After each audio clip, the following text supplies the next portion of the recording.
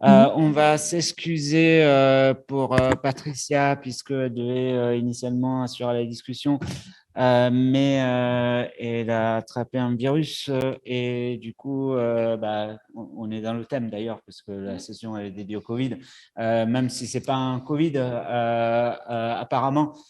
Mais du coup, voilà, on va essayer de la remplacer au mieux avec Frances Poisson.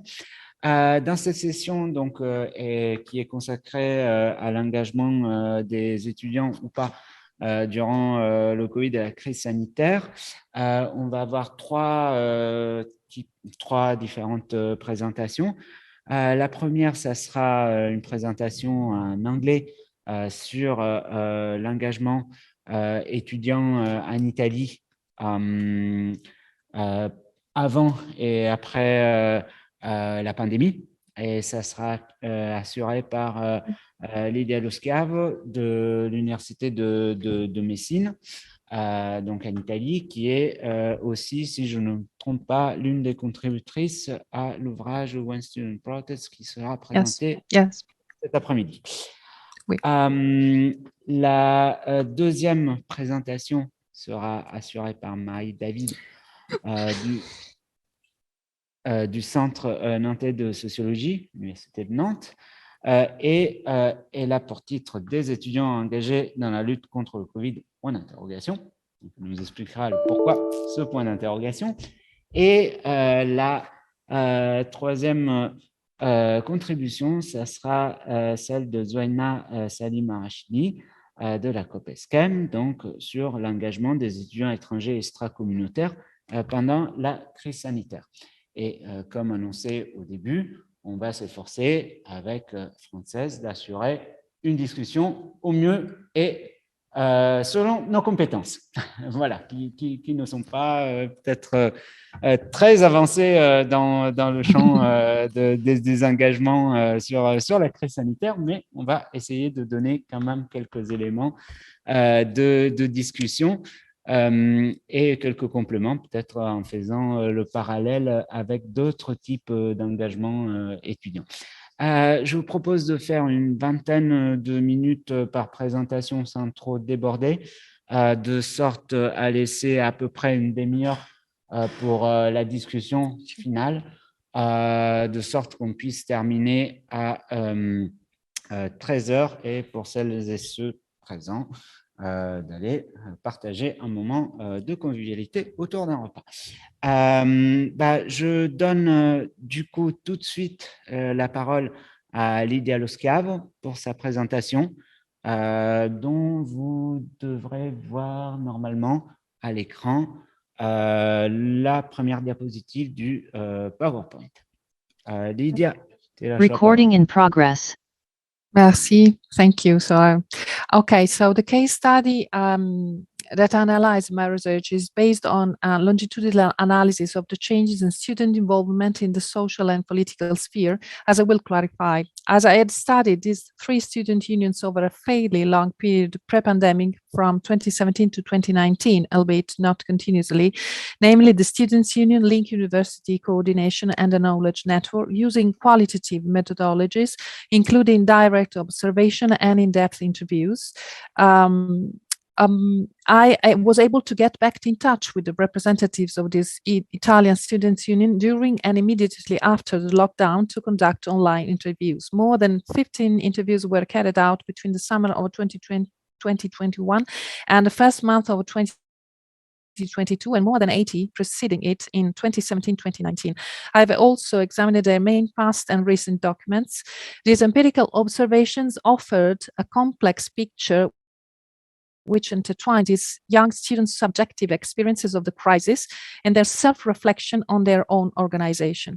My presentation is in 4 parts, following 2 analytical trajectories in order to take into account 2 main aspects that emerges from the field, namely the self-reflexivity practices they embodied to respond to the pandemic and the protests they organized or participated in before, during, and after the pandemic. Then I developed 4 analytical focuses. The first analytical focus concerns the impact of the pandemic on and how both individual and collective subjectivities responded to it. Also, in terms of the organizational and political engagement of the students' unions, particular attention is devoted to the protests that took place in the first few months of 2020. The second analytical focus is linked to the first and concerned the organized response to the pandemic in line with the mutualistic and society of care practices in the hardest month of the lockdown.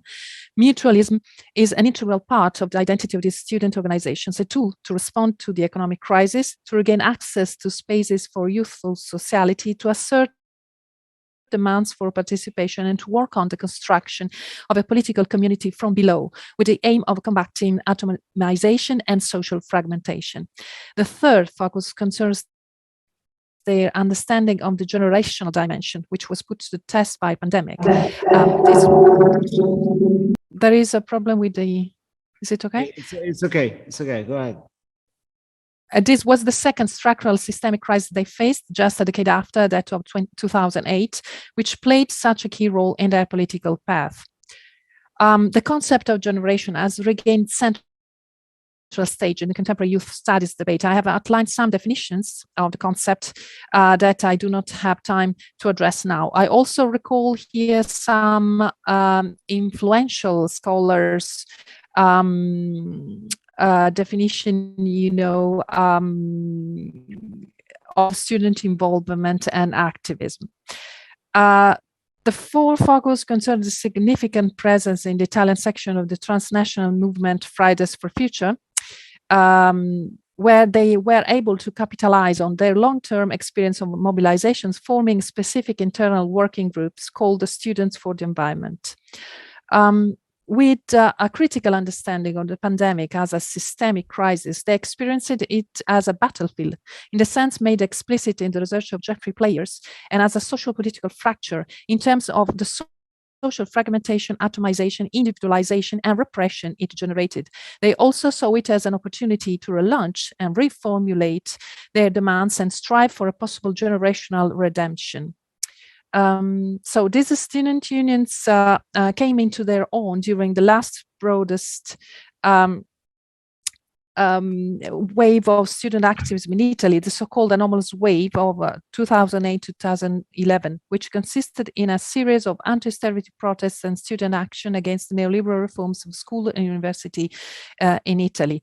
One of them, the Student Union, founded in 1994, was among the leaders of this series of protests. The other two, Link University Coordination and the Knowledge Network, the latter being an umbrella organization which gathers the first two, came into being in the same political organizational environment as the Students' Union, that of Italian left-wing student organization. Link University Coordination actually formed during the ferment of the anomalous wave mobilization as a result of a split in the University Student Union and of the emergence of different leftist student collectives during the protests. The crisis of 2008 has played a formative role for the students' movements, despite the fact that they protest against the neoliberal reform of university education known as Gelmini Law was not successful, the law being approved despite extensive protests.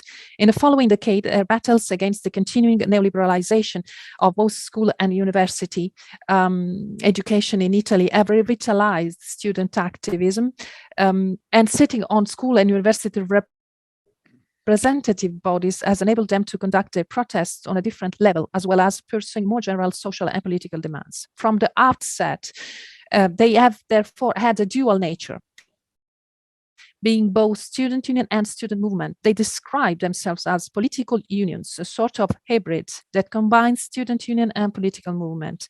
The political element is reflected both in some organizational respects, such as the network structure of the local collectives, and the issue they tackle, such as defending the rights of the LGBTQI+ community and being active in the trans-feminist movement Non Una di Meno and Fridays for Future. Okay, so as for the protests during the pandemic, so I need to go faster with the slides. So this is a campaign of Link University Coordination for the right to study. Okay, so as for the protests during the pandemic and in the previous decade old. So it can be said that Students' Union in particular took center stage as the most recent protest held in the autumn of 2021 and in the winter of 2022 against the school work alternation program, in particular after the death of 2 young students in January and February during their work experience as part of this program. This program is a form of a compulsory internship traineeship for upper secondary school students introduced in 2015 by the Good School Law, and these organizations have always been opposed to it, identifying it as a significant progression in the neoliberalization of the public school system. On January, the 21st January 2022, Lorenzo Parelli and an 18-year-old student died when he was crushed by a falling beam during work experience in Udine. A few weeks later came the death of Giuseppe Lenocci, who died aged 16 on February 15 in Fermi, also during a work experience program. Students responded immediately with street protests and by occupying schools. 50 schools were occupied in Rome, 60 schools in Turin and the surrounding province, and schools were also occupied in Milan, Naples, Pisa, and Florence. On the 28th January 2022, a peaceful demonstrations in Turin was violently repressed by the police, leading to some students being injured and others arrested.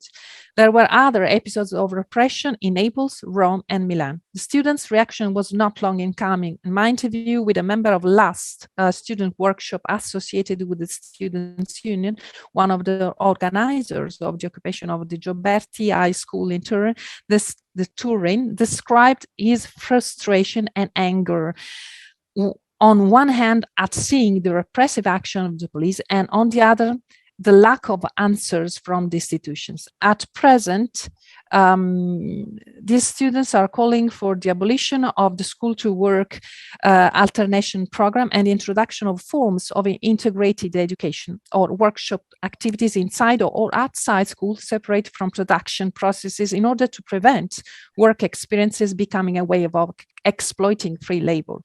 On 19th November 2021, collective yes, okay, this is the right image. A collective reflection process initiated, which was entitled School Laboratory. Now it's up to us to decide, which resulted in the creation of the National School Manifesto and the State School Manifesto. So this is actually a long-term issue, and the student organization mobilized on in the recent past. In 2027, it convened the so-called General Assembly on Exploitation, as opposed to the General Assembly on Alternation convened on 16 December 2017 by the Ministry of Education, organizing a demonstration in Rome in which students marched in blue overalls, as it is possible to see. Other specific mobilizations organized by LINK University Coordination concerned the request for the extension of the academic year, the demands for students' housing and healthcare provisions, the real implementation of the right to study, the issue of schools offering cultural, archaeological, and artistic curricula, which were particularly affected by distance learning during the pandemic, and the action of the so-called grey coats, young doctors in precarious employment, who widened their campaigns to support the liberalization of vaccine patents in response to the spread of the pandemic. In particular, the Congress document of LINK University Coordination of 2022 proposed an alternative model of university understood as the University of Care, Transfeminism, Psychological Wellbeing, and Neurodiversity, launching a project as an imaginary university as a space for care. As for reflexivity, the impact of the pandemic on these students groups and their emotional sphere, it is worth noting that with respect to their analysis of the impact of the pandemic, they consider its effects both on individuals in terms of psychological distress and on their organizations, effects which included losing members, but also the potential to expand their presence in other cities and regions and innovate their organizational structures to adapt to the need to be politically active remotely in different ways. In this sense, the students' organizations are fully part of the horizon of aligned connective action through social media. Moreover, for 2 years, albeit in alternating periods, they had to stop holding meetings in person, which are still regarded as a key element of their relational infrastructure. As I observed during the first phase of my research in 2017-2019, their annual gathering, the Right Village, which intersperses meetings and working groups with social activities, is a crucial occasion for them. And in 2020, they had to do without it. In 2021, they organized the first closed Right Village, which was held both in person and online. And in the summer 2022, the second post-pandemic Right event took place with no limitation, apart from the cancellation of the evening beach party, the dance hall party, a key social gathering at the Right Village. The organizational innovations included the introduction of a new figure, a designated person to contact in the event of sexual harassment during the Right Village, in order to make this student organization a genuinely safe place in line with the trans-feminist stance they constantly assert in their documents and their assemblies, in which they are also mentioned in the interviews. In fact, in many interviews and in almost all the documents I examined in my research, the centrality of the feminist and trans-feminist stance of these organizations as shelter communities for different subjectivities emerged.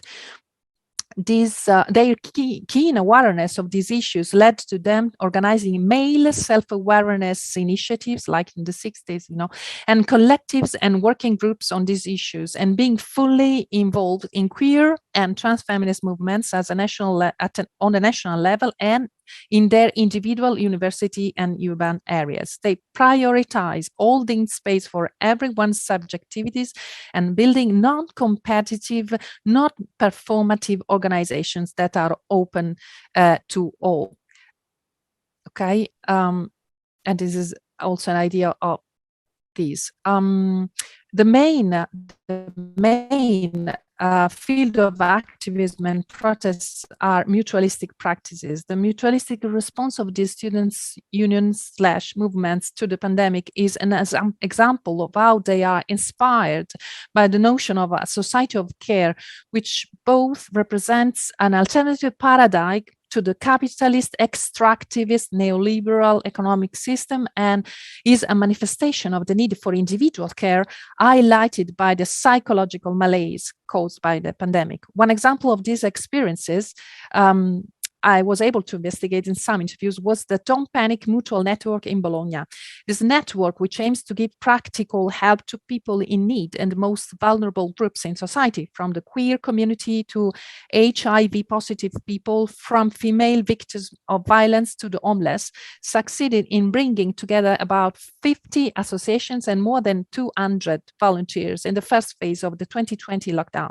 It was set up and organized at the Arci Club Ritmo Lento, Slow Rhythm, which is a social and political space frequented and animated by Link Bologna, student collectives, and other civil society associations. Ritmo Lento is regarded by these students as a safe space for student activism, where their aspiration to participate in local politics and enjoy their right to the city can be fulfilled. They also created condominiums of care, a sort of a community time bank to share care work for children and the elderly across various blocks of flats in the city, and raised awareness of the plight of food delivery riders, the so-called riders of solidarity. I'm coming to the slide. Also, who provided a vital service during the lockdown and their lack of workers' right. The theme of care, which is closet linked to the implementation of mutualistic practice, is also linked to the trans-feminist and environmental movements. So when it comes to the generational dimension, I have also some excerpts from the interview of these young students and their political positioning. It is worth noticing that the crisis has defined the structural opportunities and constraints within which their actions unfold. Their critical awareness of the effects of the two systemic crises that they have experienced, is the global economic crisis in 2008 and the pandemic crisis in 2020 clearly emerged in the interviews, which talk about the related terms individualism, atomization, competition, lack of solidarity on one end, and solidarity, care, community, mutualism on the other, defining these as two poles within which their analysis of the present takes shape, encompassing claims, aspiration, and projects for the future. Since the anomalous wave, as the interviews and documents I analyzed in 2017 and 2019 testify, the student organizations pose the generational question in terms of a social question. Calling for profound changes in society, not only for themselves, but for everyone. They framed their generational question as a social question, also intended as a democratic question, that is the aspiration to participate more in politics, to be given spaces and opportunities to take decisions regarding their own concerns, starting from school and university. Thus, the generational question is read as a three-pronged issue that intersects with other dimensions of social misrecognition, such as gender and race, the socioeconomic condition characterized by job insecurity, and issues of the right to the future, to a future potentially denied by the climate crisis. A generation of movements, we could say, linked to transfeminist, transgender, queer, anti-racist issues, a critique of capitalism and neoliberal capitalism, in particular, therefore, in the sense, an intersectional generation, could say. And so, yes, I prepare, so you can see different images of this as an example. So, so an intersection generation which has experienced two systemic crises in succession and which views forms of pragmatic direct social action and do-it-ourselves politics as practices and methods for confronting and responding to the effects of this crisis when it comes to both everyday life and political activism. Various student collectives involved in Fridays are part of this student organization studied, especially those operating in specific cities such as Milan, where they were involved in the events and demonstration connected to the Youth COP, Pre-COP that preceded the COP26 of Glasgow. Furthermore, these organizations were among the organizers of a sort of a counter-COP held in Milan, the Climate Open Platform.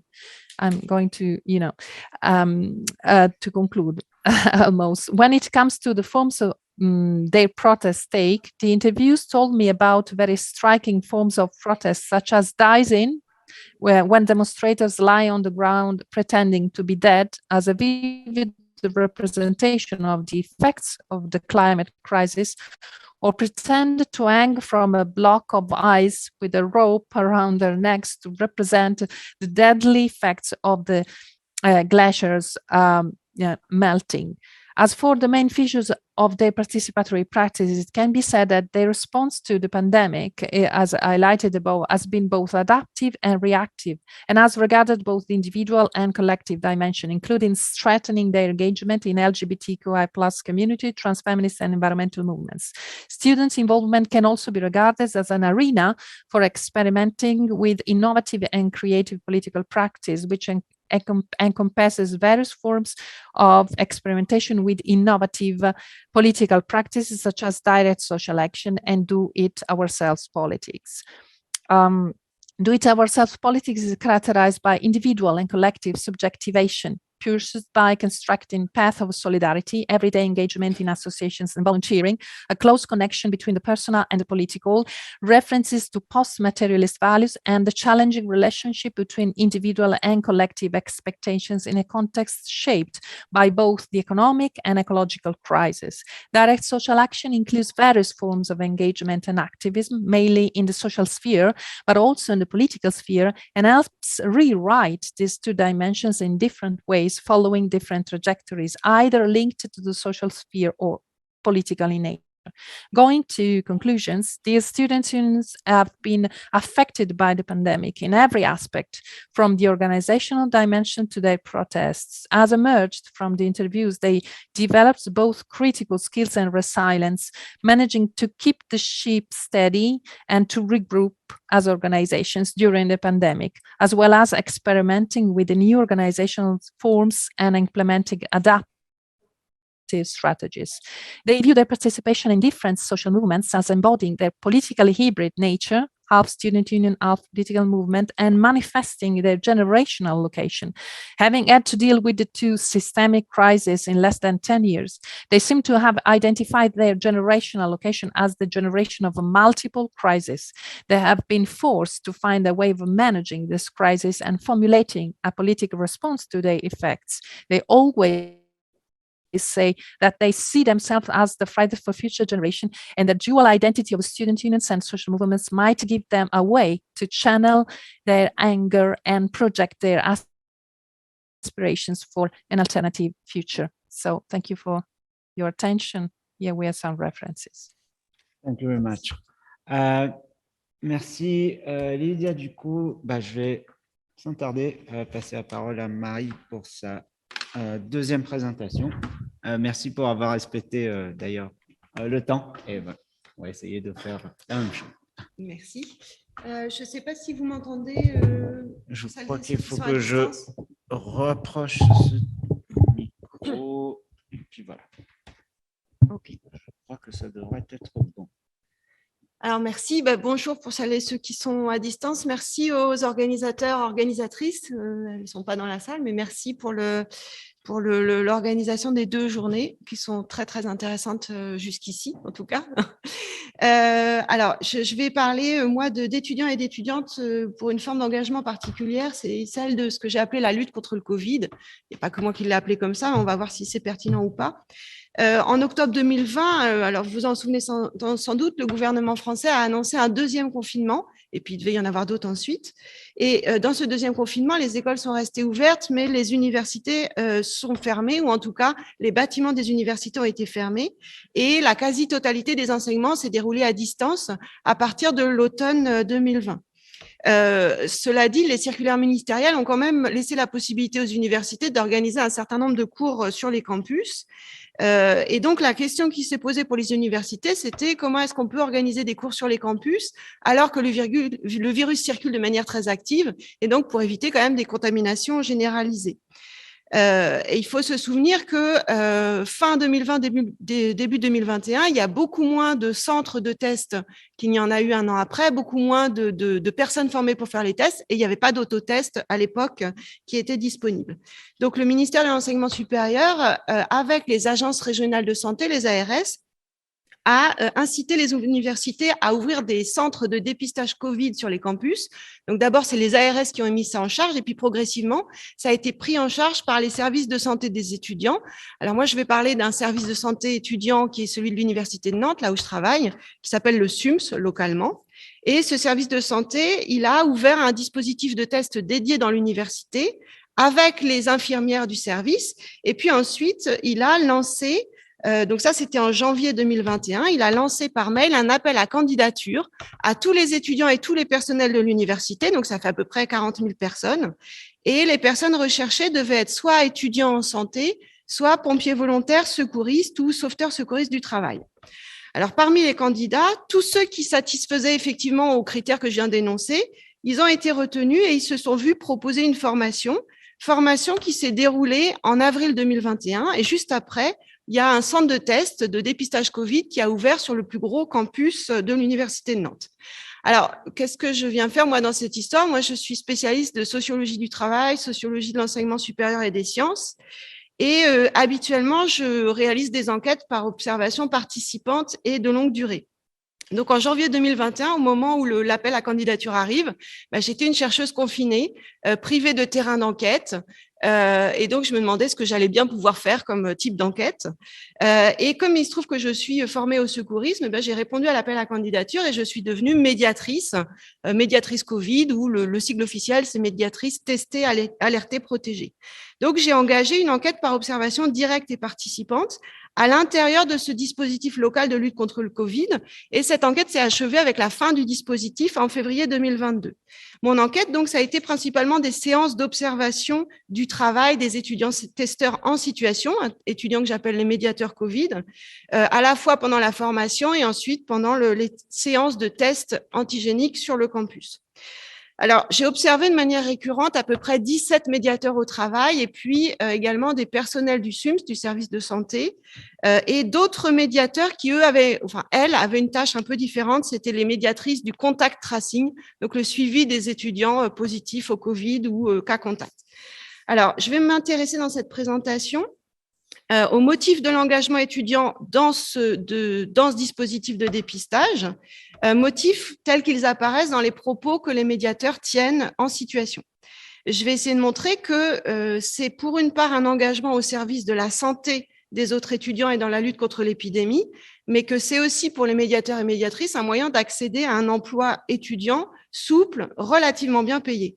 Et ensuite, je vais développer quelques idées dans le sens de ce dispositif étudiant. C'est aussi une forme d'engagement, cette fois-ci de la part de l'institution universitaire et du service de santé étudiante. Alors, le travail des étudiants en tant que médiateur Covid, je pense qu'on peut l'analyser comme une forme d'engagement, en tout cas c'est ce que je soumets à votre réflexion ce matin, une forme d'engagement dans un contexte de crise sanitaire, économique et sociale, et engagement dans ce qui a été défini comme une lutte collective, définie comme une priorité par les responsables politiques. Je pense qu'on peut interpréter ainsi le succès de l'appel à candidature auprès des étudiants, qui a reçu 149 réponses, et le fait que les étudiants retenus, celles et ceux qui satisfaisaient les critères de sélection, eh bien, ils ont presque tous suivi la formation proposée. Alors, pour comprendre ces relatifs succès, il faut se resituer mentalement dans la période de l'appel à candidature, donc janvier 2021. Les étudiants vivent une forme de confinement prolongé, on pourrait même dire un enfermement, avec la quasi-totalité de leurs cours à distance, et ils sont très affectés par la pandémie. Alors, c'est des travaux assez récents qui l'ont montré, très affectés physiquement, très affectés mentalement, très inquiets pour leur santé, la santé de leurs proches, leur avenir, etc. Et à ce moment-là, la mise en place de centres de dépistage au cœur des campus, ça peut apparaître comme un moyen nécessaire à la reprise des cours et à la rupture de l'isolement des étudiants et étudiantes. Dans les propos que les médiateurs enquêtés tiennent dans le centre de test en situation, l'engagement dans le dispositif, ça apparaît à la fois dans la volonté d'être utile et dans la volonté de rompre l'isolement, c'est-à-dire rompre leur isolement et l'isolement des autres, des testés. Devenir médiateur Covid, c'est un moyen de se préserver tout en préservant les autres étudiants. Et les médiateurs disent qu'ils veulent être utiles et qu'ils veulent rencontrer des gens. Alors, je vais citer les propos d'une enquêtée qui est en 3e année de biologie. Alors, c'est un entretien enregistré pour le coup, c'est pour ça que je cite les propos mot pour mot. Elle dit, ce qui était vraiment bien, c'est qu'on faisait quelque chose, on n'était pas chez nous, on faisait vraiment un truc concret. Et on fait quelque chose en lien avec le problème. Du coup, c'est un peu comme si on aidait à améliorer le truc. Enfin, je sais bien que c'est pas la solution, mais on aidait quand même. Et puis, on participait. Quand on reste chez nous, on participe aussi, mais là, c'est plus concret, c'est aussi valorisant, je trouve. Donc ça revient fréquemment dans les propos des étudiants. Il me semble que, si je reprends les éléments d'analyse de Valérie Becquet, que la dimension altruiste de l'engagement, elle est intrinsèquement mêlée ici à la dimension relationnelle de l'engagement pour les étudiants. Plus précisément, les médiateurs Covid, ils sont engagés dans un travail de care qui les amène à prendre soin des autres et même à exercer des gestes de soins médicaux sur les autres, mais aussi à prendre soin d'eux dans le même temps. Et ça se traduit d'ailleurs dans la dénomination de médiateur qui leur est attribuée. Alors, les médiateurs, le travail des médiateurs, ça a été étudié par Sandrine Musso à propos des médiateurs SIDA. Sandrine Musso montre comment sont choisis les médiateurs et comment ils se professionnalisent dans une fonction de pair, PAIRS, pour les malades et d'auxiliaire pour les personnels médicaux. Alors, contrairement aux médiateurs SIDA, les médiateurs Covid que j'étudie, ils vont pas devenir des professionnels de tests Covid. Leur activité est transitoire. Mais ils ont quand même comme particularité d'être sélectionnés pour leur proximité au public visé. C'est des étudiants parmi les étudiants. Et donc, ils sont issus de la communauté visée par la politique de santé. Et par ailleurs, il faut rappeler qu'au moment de l'ouverture du dispositif de test, et encore plus au moment de son plein fonctionnement à l'hiver 2021, eh bien, il y a une forte valorisation des activités de soins et au contraire, une relative dévalorisation des travaux qui sont désignés à ce moment-là comme improductifs, les travaux qu'on peut réaliser chez soi, derrière son ordinateur. Donc, je pense que ça contribue à expliquer pourquoi une partie des étudiants volontaires a vu dans le dispositif une façon de se rendre utile et de participer à la lutte contre le Covid. Et au moment de l'accélération de l'épidémie à l'hiver 2021, souvenez-vous, Noël l'année dernière, eh bien, cette dimension, elle est renforcée par la pénurie de testeurs et le fait que le service de santé des étudiants, il passe son temps à relancer les testeurs en disant « est-ce que tu peux venir même 1 heure entre 2 cours », etc. Donc, ça valorise très fortement cette activité. L'activité des médiateurs Covid, elle s'inscrit également dans une tendance, me semble-t-il, qui est accrue depuis la crise sanitaire, tendance au développement de l'engagement étudiant au service des autres. Alors, c'est vrai qu'on ne l'a pas beaucoup vu ou entendu jusqu'à présent, au service des autres sous forme salariée ou associative, et je pense en particulier aux distributions alimentaires qui ont été largement médiatisées. Alors, une question que je ne traite pas ici, parce que j'ai peu de données par rapport à ça, c'est comment est-ce que cette forme d'engagement que j'étudie s'articule avec les formes d'engagement associatif et politique des personnes impliquées. Il n'y a que 3 des 17 médiateurs enquêtés qui font part de leurs engagements associatifs et politiques. Et je précise également que l'engagement des médiateurs Covid, il a un coût d'entrée parce qu'il faut suivre 2 journées de formation, mais il est aussi caractérisé par la grande souplesse de son organisation. Et donc, même formés, les médiateurs, ils n'ont aucune obligation de pratiquer des tests. Il n'y a pas de minimum de temps de travail. Ils peuvent arrêter quand ils veulent. Si bien que je pense qu'on peut dire que le travail des médiateurs Covid, c'est un engagement sans engagement. C'est aussi quelque chose que je soumets à votre discussion. Alors, par ailleurs, l'activité des médiateurs Covid que j'ai étudiée, c'est aussi un emploi étudiant compatible avec les études, peu contraignant et correctement rémunéré. Alors, je vais changer de focale et l'étudier comme un job étudiant au sens où le définit l'OVE, l'Observatoire de la vie étudiante, c'est-à-dire une activité rémunérée, non liée aux études et exercée moins d'un mi-temps. Non liée aux études, ça veut dire que ce n'est pas un stage à l'intérieur des cursus. Les médiateurs Covid, ils sont recrutés sous le statut de tuteur de l'université. C'est ce cadre réglementaire et de rémunération. Alors, d'après l'enquête OVE, dans les motivations qui sont déclarées par les étudiants qui travaillent dans les enquêtes nationales, la motivation la plus citée, c'est le fait que ça améliore leur niveau de vie, ensuite que ça permet d'acquérir une expérience professionnelle, que ça assure l'indépendance vis-à-vis des parents et enfin que ça leur est indispensable pour vivre. Évidemment, les réponses peuvent se cumuler. Alors, du côté des médiateurs de l'enquête, eh bien, comme les autres étudiants qui travaillent, ils viennent d'abord pour obtenir un revenu complémentaire. Alors, quand je dis d'abord, c'est que c'est l'explication la plus mobilisée en situation. Une partie des enquêtés, à peu près un tiers, considèrent qu'ils ont besoin de cet argent et qu'ils n'ont pas d'autre choix que de travailler. Et dans ces cas-là, le travail de médiateur, ça suffit pas et ils cumulent ça avec d'autres jobs. Pour les étudiants en santé et en biologie, qui sont médiateurs, le travail de médiateur, souvent, il est vu aussi comme étant en lien indirect avec les études et une petite partie d'entre elles et eux considèrent que c'est une forme quand même d'expérience professionnelle. Alors, pour les enquêtés, y compris pour celles et ceux qui veulent se rendre utiles, le travail de médiateur, c'est vu comme une opportunité de travailler, alors que souvenez-vous, pendant toute l'année 2020, non pas toute l'année, mais dans la première moitié de l'année 2021, c'est très difficile d'avoir un job étudiant. Les parents font plus garder leurs enfants, les restos sont fermés, etc. Et ça joue aussi dans la motivation, enfin la volonté des étudiants d'avoir ce job. Alors, j'ai regroupé de manière assez schématique les enquêtés en 3 profils types selon leurs études et les motifs d'engagement, et je vais vous proposer cette rapide typologie. On a un premier groupe avec des étudiants en santé, c'est-à-dire médecine, orthophonie, odontologie, qui cherchent un job occasionnel et qui considèrent le travail de médiateur comme indirectement lié aux études de santé. Alors, ces étudiants, ils ont tous été recrutés, puisqu'ils étaient dans le profil type. Et c'est des étudiants qui ont peu de temps laissé libre dans les études. Et ce travail de médiateur, eh bien, comme il est très souple, il s'accorde facilement avec les études de médecine. Et puis, paradoxalement, les étudiants en santé, ils n'ont pas forcément de possibilité de trouver un job étudiant en dehors de leurs études. Donc ça, c'est aussi un job qui est facilement accessible. Le deuxième profil, c'est des étudiants, et c'est même quasiment que des étudiantes, qui sont en licence de biologie. Et elles voient dans ce travail de médiateur un job occasionnel indirectement lié aux études. Alors pourquoi ? Parce que les étudiantes de biologie, elles ont beaucoup de TP dans leur parcours et dans le travail de prélèvement, il y a tout un travail de test que vous avez peut-être pratiqué vous-même avec les autotests. C'est-à-dire quand on met les petites gouttes sur la plaquette, c'est un travail de laboratoire et ça, elles trouvent ça particulièrement intéressant. Souvent, c'est un job occasionnel pour elles, mais certaines de ces étudiantes articulent ça avec d'autres jobs quand elles ont vraiment besoin d'argent. Et le dernier profil, c'est tous les étudiants et étudiantes qui sont ni en santé ni en biologie, qui peuvent être en STAPS, qui peuvent être en psycho, etc., qui se sont engagés pour des motifs variés, notamment la volonté de sortir de chez soi, d'être utile, etc., mais qui ont tous et toutes en commun le fait d'avoir d'autres emplois pendant les vacances, le week-end et parfois dans la semaine universitaire. Alors, avec ces variétés de profils et aussi de caractéristiques sociales que je n'ai pas détaillées ici, eh bien, on retrouve quand même un même point de vue sur le travail de médiateur qui est considéré comme un bon job du point de vue de la rémunération, parce que l'emploi de tuteur, il est rémunéré 50% de plus que le SMIC, ce qui est quand même pas rien pour les jobs étudiants. Et puis, c'est un travail qui se déroule sur un campus de l'université, qui est très facilement accessible en tramway depuis les autres campus.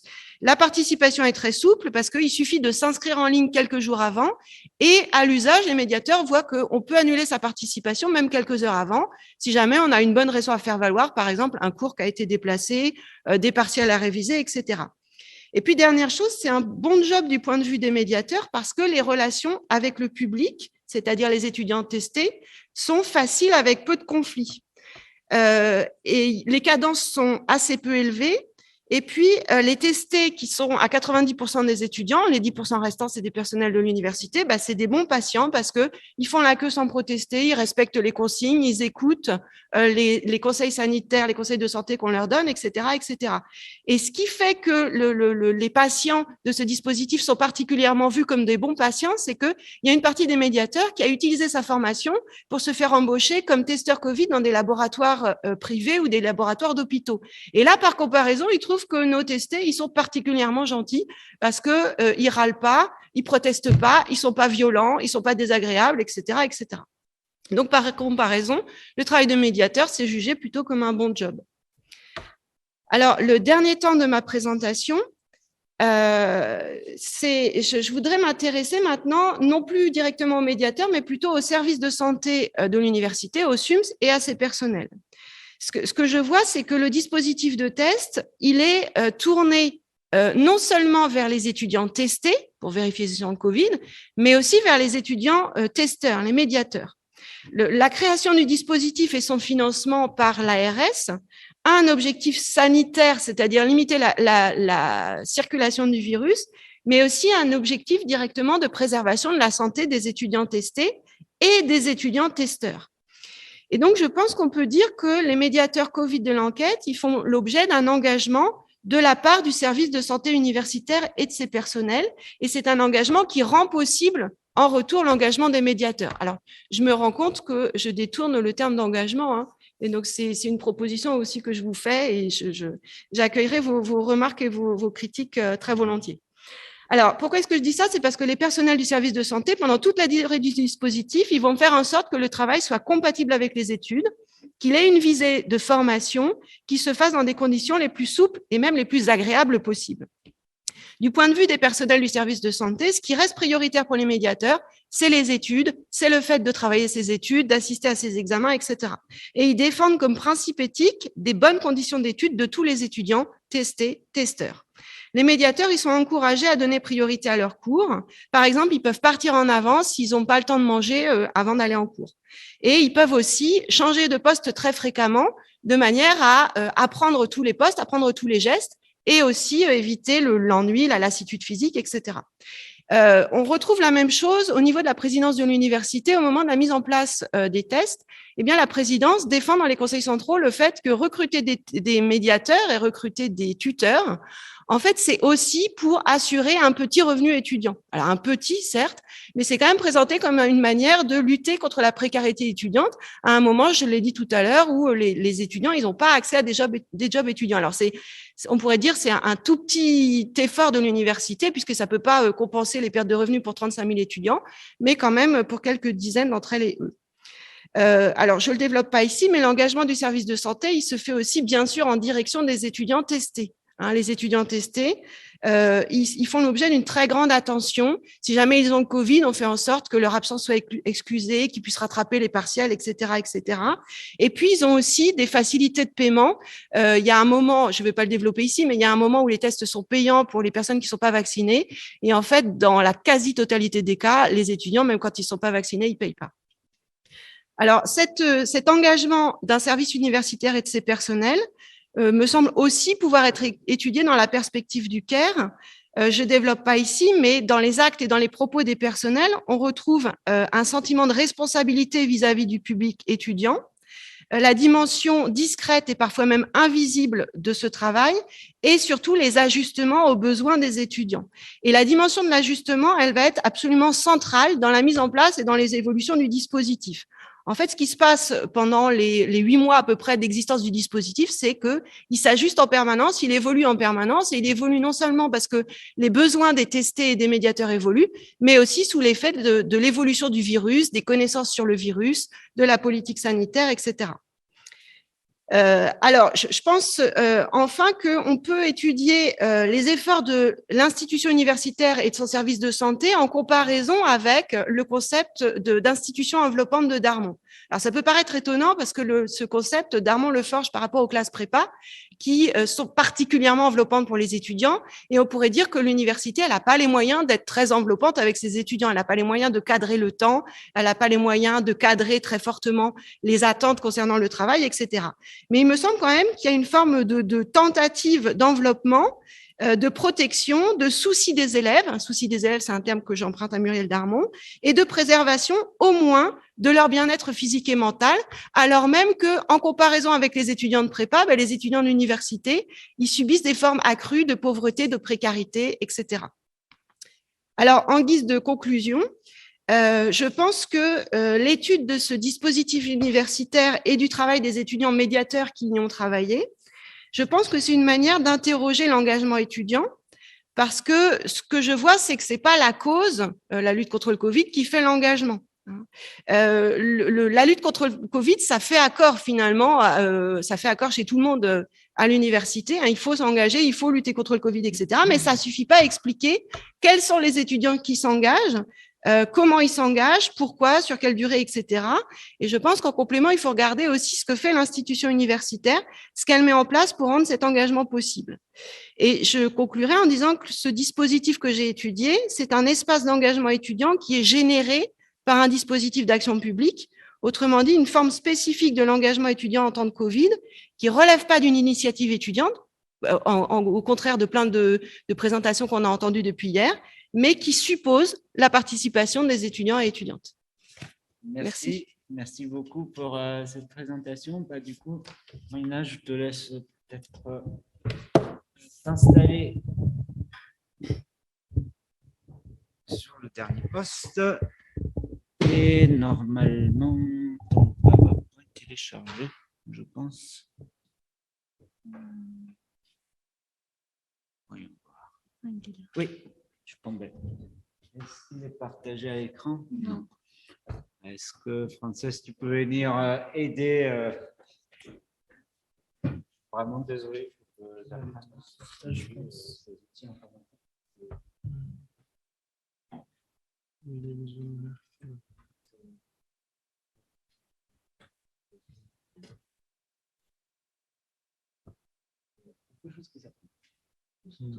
C'est bon. Ok, super.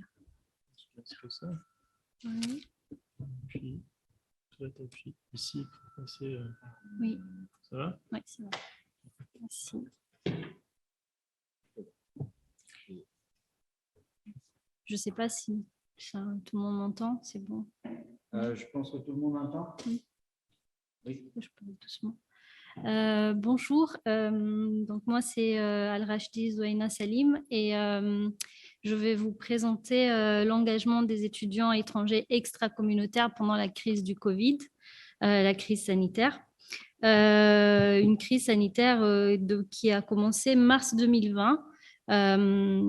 Les engagements des étudiants extra-communautaires nous ont semblé particulièrement pertinents à étudier. Cette catégorie d'étudiants étrangers extra-communautaires, appelée comme ça, a été introduite par la loi française Bienvenue en France en 2019, qui différenciait les étudiants étrangers européens et occidentaux aux étudiants étrangers d'autres pays, avec des frais d'inscription qui ont été multiplié par 100 peut-être, de 300, 400 à 2900 et 3900 euros. Et du coup, ces étudiants sont majoritairement extérieurs à l'Union européenne et la majorité des pays occidentaux. Jean-Philippe Floig explique cette différenciation de traitement entre les étudiants étrangers. Il dit à la différence de traitement initial entre étudiants étrangers et étudiants français, s'ajoute une différence de traitement contestable entre les étudiants étrangers eux-mêmes. Ceux qui auront la chance de correspondre au canon de l'immigration choisi, dans ce cas-ci, c'est les échanges Erasmus, les échanges avec les étudiants des pays occidentaux. Ils peuvent bénéficier d'un statut en partie favorable, tandis que la précarité administrative et sociale restera le quotidien des autres. Et ça a été dit en 2014, juste même avant toutes ces lois-là. Du fait de leur situation précaire, les engagements de ces étudiants extracommunautaires révèlent des pratiques singulières. On s'est donc intéressé à ces engagements-là et on s'est posé des questions. Comment est-ce que ces précarités sont-elles articulées avec leurs engagements? Quelles sont les raisons de leurs engagements? Et est-ce qu'ils ont été catalysés ou contraints par la crise sanitaire? Alors, pour proposer des éléments d'analyse liés à cette question, nous nous sommes appuyés d'une enquête dans le cadre de la recherche Covid Exil qui a été initiée par une équipe composée de chercheurs du laboratoire à Rennes et de Copescam. C'est une démarche qui a été développée entre mai 2020 et avril 2022 et qui a été soutenue par l'ANR. La méthode de collecte des données qu'on a privilégiée est qualitative. Il y a eu la passation d'entretiens exploratoires en premier temps et des entretiens complémentaires sur certaines questions après. Les questionnaires étaient axés sur 5 points qui semblaient pertinents pour répondre à la recherche Covid Exil autour des problématiques de l'alimentation, du logement, l'accès aux droits, l'éducation, le travail et enfin la santé physique et mentale. Le choix de l'échantillon d'étudiants étrangers à rencontrer a été fait en passant par d'autres étudiants et des réseaux, notamment par les associations d'étudiants étrangers à Rennes 2. Ces derniers connaissaient d'autres étudiants qui ont un parcours d'exil et de mobilité internationale. Nous les avons tous contactés par les réseaux sociaux, Facebook, Snapchat, Instagram, etc. Et la majorité d'entre eux ont été rencontrés chez eux après les heures de cours et de travail qui étaient souvent très, très tard pour faciliter leur participation. Au total, c'était 15 étudiants qui ont passé les entretiens et on a fait l'analyse grâce à l'outil D12 qui a permis de regrouper les textes par thématique et qui nous a aussi permis de recoder ces textes-là avec notre thématique d'engagement par après. Le plan, je ne vais pas trop m'attarder dessus parce qu'on va aller très vite. On va parler justement un peu plus en profondeur de ces étudiants extracommunautaires, des engagements et de la crise sanitaire sur ces engagements. Alors, qui sont ces étudiants extracommunautaires? Donc, dans cette recherche Covid Exil, en fait, c'est une recherche qui était axée sur les conditions des personnes exilées à Rennes. On s'est intéressé à cette catégorie d'étudiants qui vivaient l'expérience exilique à différents niveaux. Donc, parmi eux, il y a également des demandeurs d'asile, des réfugiés, des sans-papiers, etc. Et la majorité d'entre eux viennent des pays d'Afrique subsaharienne, d'Amérique latine, qui sont des pays avec un pouvoir d'achat inférieur par rapport à celle de la France et qui connaissent beaucoup plus de difficultés. La spécificité de ces profils-là aussi, c'est qu'ils vivent l'intersection entre les défis en tant qu'étudiants d'une part et en tant que personnes exilées d'autre part et racialisées. Meinik explique en 2015 que bien qu'un étudiant international ait pour principale activité le fait d'étudier à plein temps, il est aussi immigrant, bien que temporaire. Les défis à surmonter sont multiples. Le profit des jeunes étudiants extracommunautaires, il est beaucoup il est moins étudié, très très peu étudié en France. On recense peu d'études sur ce thème malgré le poids relativement important des étudiants étrangers en France, dans les universités, entre 10 et 15% selon les périodes. La sociologie française a pendant longtemps pas fait de distinction entre les étudiants étrangers et les étudiants français, contrairement à la sociologie américaine. L'impact de la COVID-19 sur les étudiants extracommunautaires, comme on le sait, la situation des étudiants en général a empiré. L'enquête qui a été faite en 2021 sur les conditions des étudiants de Rennes 2, sur plus de 3013 étudiants par un syndicat étudiant à l'université, montre que 87% des étudiants affirment faire face à des difficultés de plusieurs types. 92 déclaraient que leurs difficultés avaient été provoquées ou amplifiées par la crise sanitaire.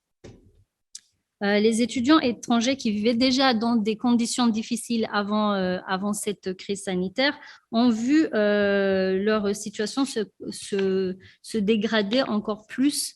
Et c'est à cause de tout un ensemble de défis et de problématiques qui ont accentué ce problème. Par exemple, le renouvellement de titres de séjour qui était devenu presque impossible, qui était une situation qui bloquait tous les autres droits, comme par exemple l'aide au logement, le droit au travail, etc.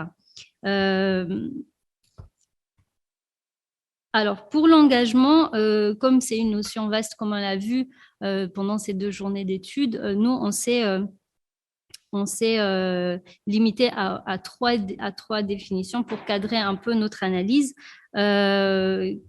Selon donc Claire Toury, il y a une caractéristique de l'engagement qui semble évidente. Il s'agit du caractère volontaire et volontaire qui ne peut être contraint. Donc, on le verra dans les prochains slides pour comprendre pourquoi. Et François Dubé qui parle plus des actes plus discrets qui correspondent moins aux représentations que nous faisons de l'engagement au sens traditionnel, en prenant en compte l'enjeu de reconnaissance individuelle et collective, parce que ces étudiants étrangers s'engagent moins dans des manifestations ou d'autres actes beaucoup plus publics, et on le verra par la suite. Et enfin, on a ajouté à cela l'objectif d'améliorer une situation de vie, car comme Elisabeth Gressler le dit, les revendications à la fois matérielles et symboliques mêlent demande d'amélioration des conditions de vie concrètes et reconnaissance, parce qu'on n'a pas voulu prendre d'autres formes d'engagement qui allaient au-delà de cela. Alors, les formes d'engagement des étudiants étrangers extracommunautaires sont aussi multiples et variées, comme leurs camarades français et occidentaux. Une seule différence notable est qu'ils s'intéressent moins dans le champ politique et les institutions. En effet, il y a une peur et une défiance envers les institutions et les actions publiques. La majorité viennent des pays du Sud où il y a plus de conflits et de tensions autour de la politique et de l'action publique. Et le droit, par exemple, à la manifestation est soit excessivement réprimé ou carrément interdit dans certains pays. De plus, cette peur et défiance provient également de leur dépendance directe des institutions publiques françaises, qui sont contraignantes et opprimantes.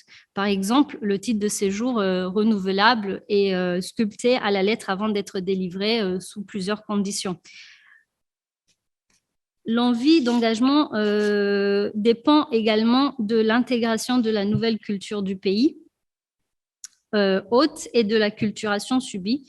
Comme Berry le dit, le stress d'acculturation qui peut pousser au repli et à l'isolement.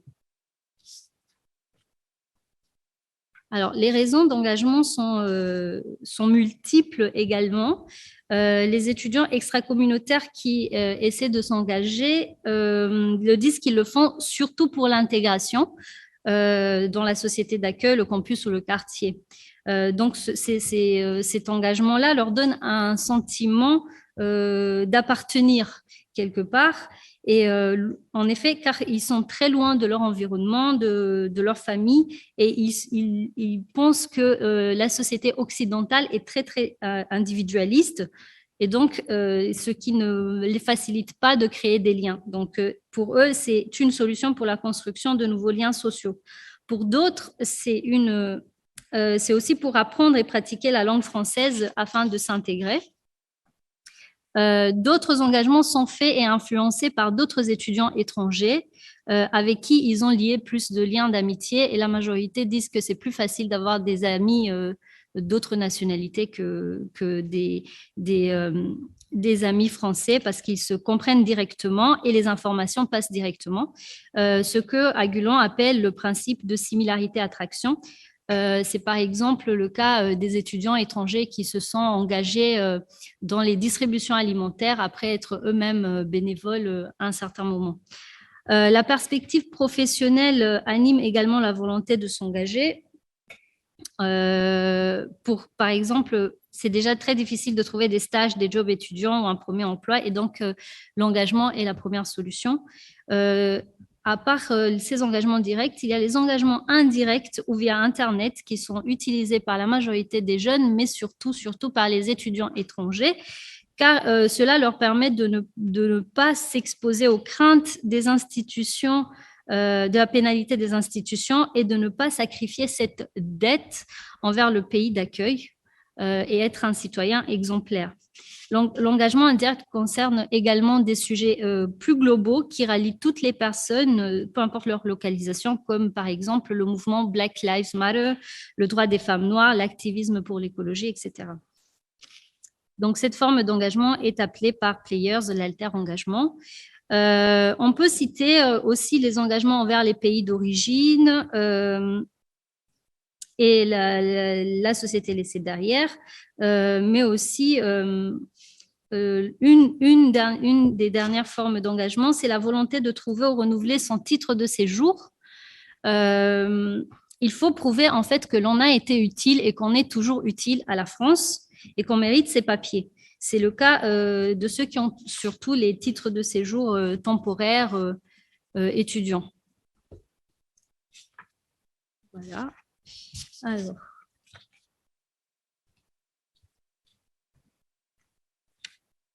La crise sanitaire et les engagements. Alors, qu'est-ce qui s'est passé?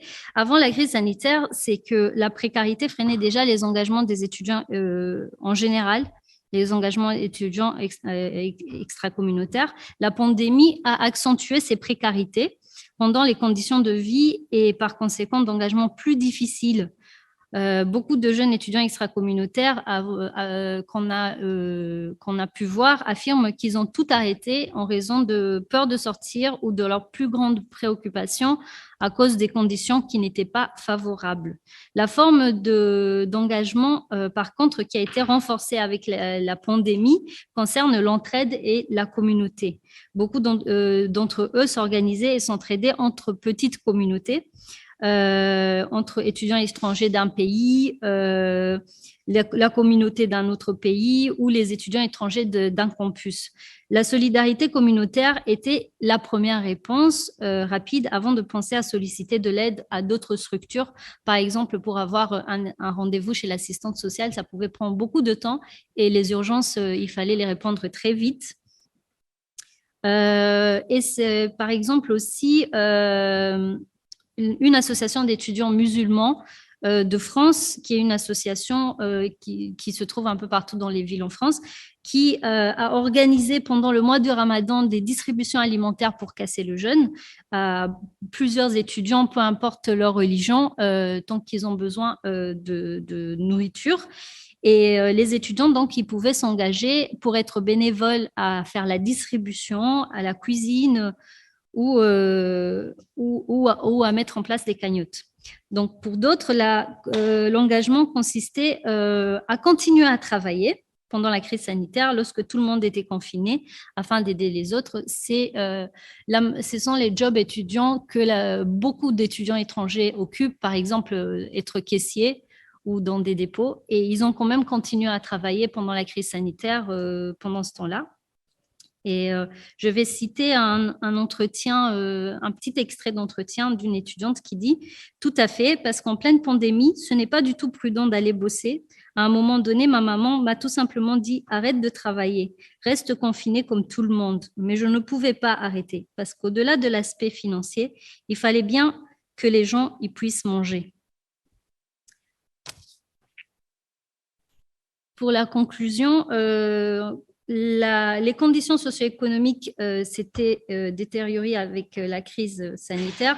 La majorité des étudiants se sont de moins en moins engagés dans des institutions classiques et dans du bénévolat traditionnel. Ils étaient trop préoccupés à gérer les problématiques du quotidien qui étaient devenues complexes.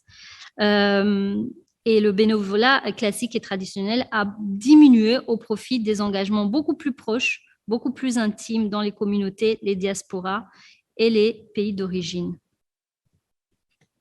Merci à vous de m'avoir suivi.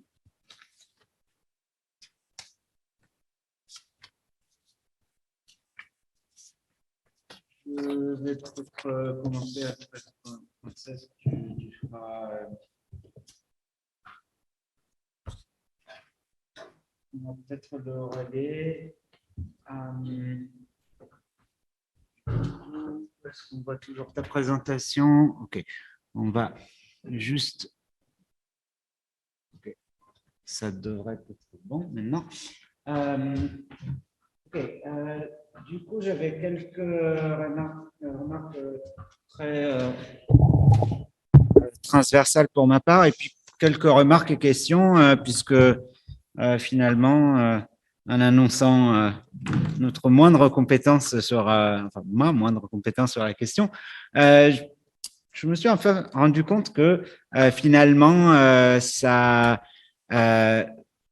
traitait pas mal de sujets à la fois qui avaient inspiré l'appel à communication de ces journées d'études, et tant mieux que ça y réponde directement, mais aussi des sujets plus généraux sur les engagements étudiants et sur des engagements très contextualisés puisque on a aussi tous vécu ces moments de confinement, cette crise sanitaire qui a finalement redéfini aussi un certain nombre de rapports. Alors, je pense à l'espace public, mais je pense aussi à certaines relations qu'on peut avoir à des espaces très intimes et à un certain nombre d'émotions et de situations de stress. Bon, vous êtes toutes finalement les trois revenus sur des formes d'engagement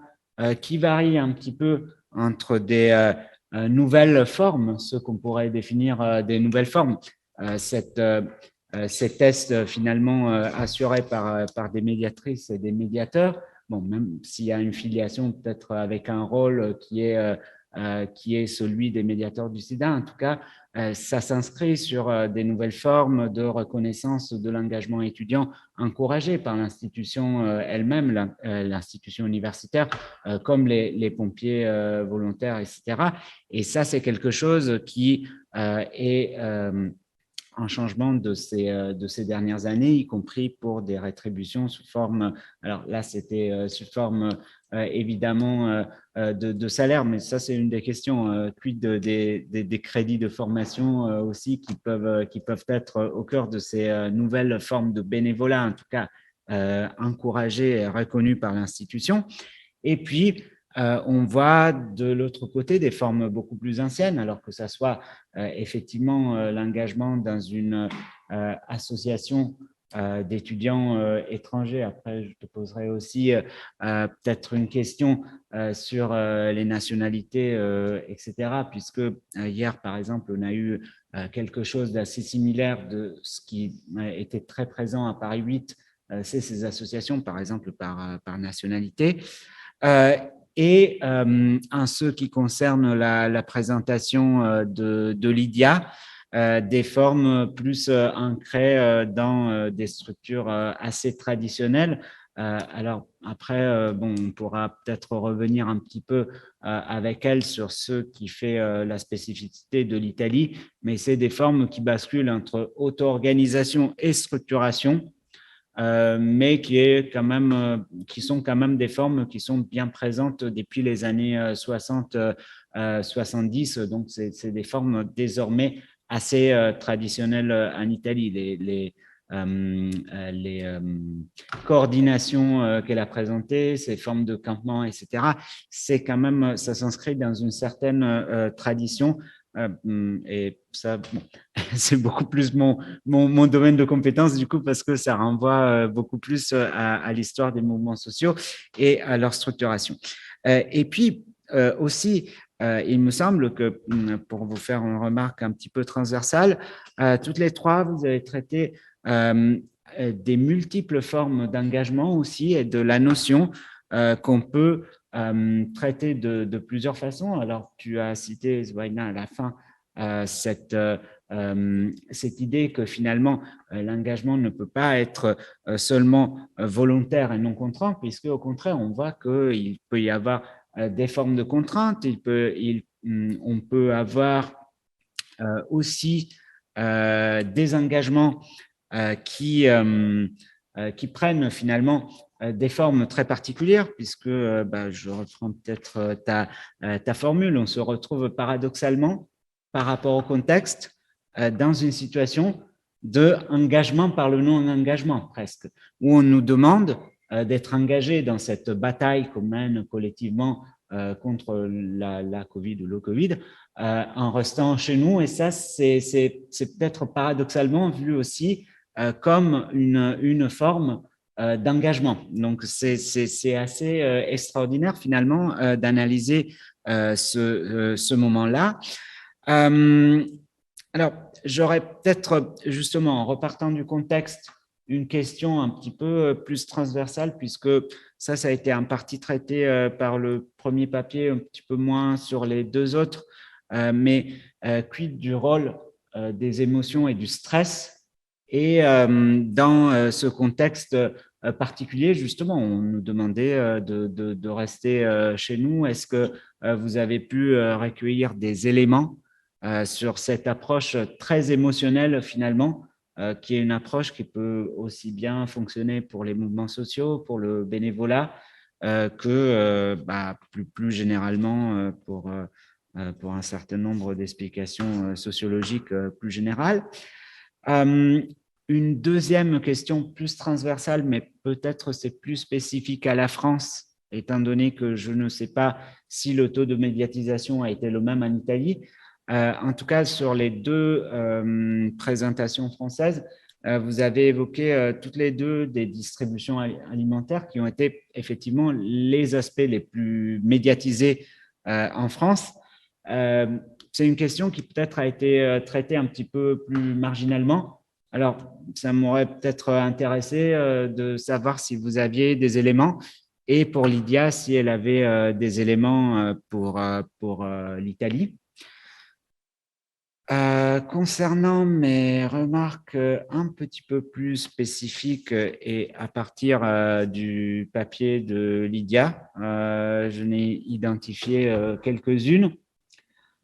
Tout d'abord, et c'est quelques remarques après, comme d'habitude, hein, vous choisissez de faire votre marché, de répondre à telle question, pas répondre à telle question, envisager les questions plus comme des pistes. Bon, ça, c'est les jeux un petit peu de ce genre de colloque. Mais sur la première remarque que j'avais sur Lydia, c'est que tu as évoqué deux décès sur le travail de jeunes apprentis, étudiants apprentis qui avaient des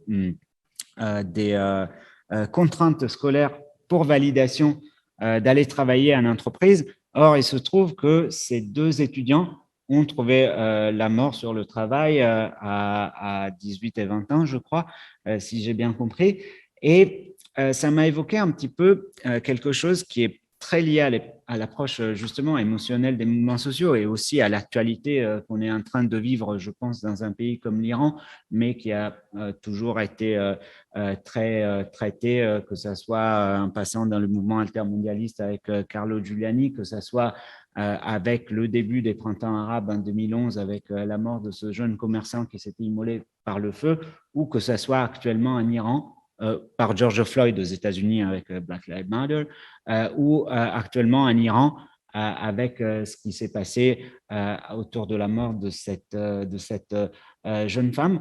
Justement, j'aurais aimé savoir dans quelle mesure ça a représenté vraiment un accélérateur pour la mobilisation, de se focaliser ou une reprise de la mobilisation en se focalisant sur ces morts, ces cas de décès, donc des émotions plutôt individuelles suscitées par un cas qui nous paraît un petit peu paradigmatique.